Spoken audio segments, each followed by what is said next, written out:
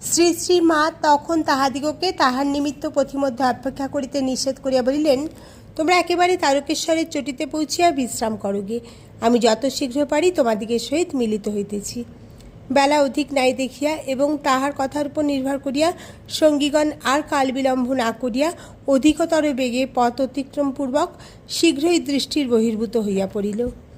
শ্রী শ্রীমা তখন যথাসাধ্য দ্রুত পদে চলিতে লাগিলেন, কিন্তু শরীর নিতান্ত অবসন্ন হওয়ায় প্রান্তর মধ্যে পৌঁছিবার কিছুক্ষণ পরেই সন্ধ্যা উপস্থিত হইল। বিষম চিন্তিতা হইয়া তিনি কি করিবেন ভাবিতেছেন।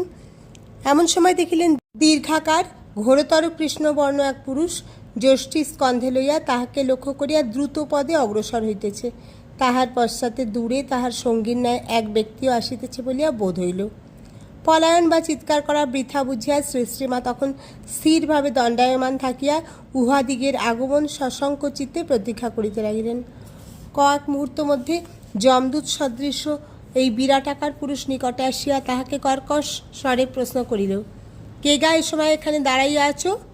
শ্রী শ্রীমা তখন তাহাকে প্রশ্ন করিবার আশায় পিতৃ সম্বোধনপূর্বক একেবারে তাহার শরণাপন্ন হইয়া বলিলেন, বাবা, আমার সঙ্গীগণ আমাকে ফেলিয়া গিয়াছে।